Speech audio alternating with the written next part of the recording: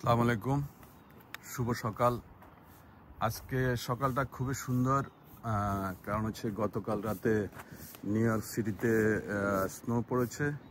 তো আমি আপনাদেরকে দেখাবো নিউ ইয়র্ক সিটিতে যখন স্নো পড়ে তো আমরা কি করে থাকি। কারণ নিউ ইয়র্ক সিটিতে যখন স্নো পড়ে, নিউ ইয়র্ক সিটিতে সবসময় স্নো পড়ে না, উইন্টারে হয়তো কয়েকবার পরে, কয়েকদিন পরে, বাট ঠান্ডা থাকে উইন্টারে।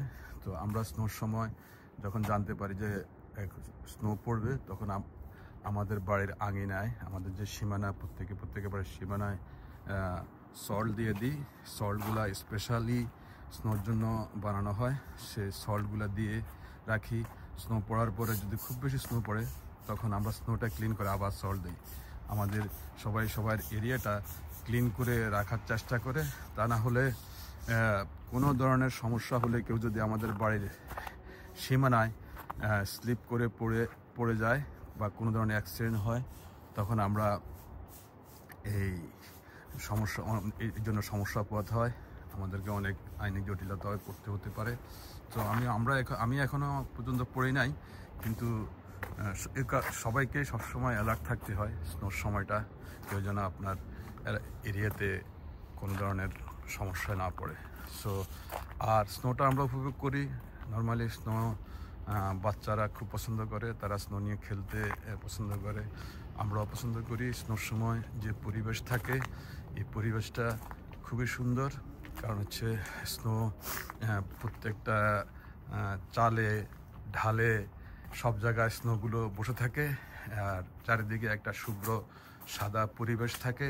সে পরিবেশের কারণে অন্যরকম একটা পরিস্থিতি, অন্যরকম একটা চিত্র সৃষ্টি হয়। এই জিনিসটা খুবই উপভোগ্য, যা সবসময় সচরাচর দেখা যায় না। বিশেষ করে আমরা যারা অন্য দেশ থেকে এসেছি, স্নো কখনো দেখি নাই বা স্নো হয় নাই আমাদের দেশে। তো আমরা হয়তো ছবিতে দেখেছি, টিভিতে দেখেছি, কিন্তু বাস্তবে দেখা হয় নাই। আসলে স্নোর সময়টা সবসময় আরামদায়ক, বাট খুব বেশি পড়লে সেটা তখন বিরক্তির কারণ হয়ে দাঁড়ায়। কিন্তু আজকে আমাদের নিউ ইয়র্ক সিটিতে স্নোটা পড়েছে, এটা সত্যি দৃষ্টিনন্দন এবং খুবই সুন্দর এবং খুবই উপভোগ্য। কারণ ঠান্ডাও খুব একটা বেশি সেটা বলবো না, আবার খুব একটা কম সেটাও না। তো ভালো থাকবেন সবাই, আর সবাই যে যেখানে থাকবেন সেফ থাকবেন। ধন্যবাদ সবাইকে।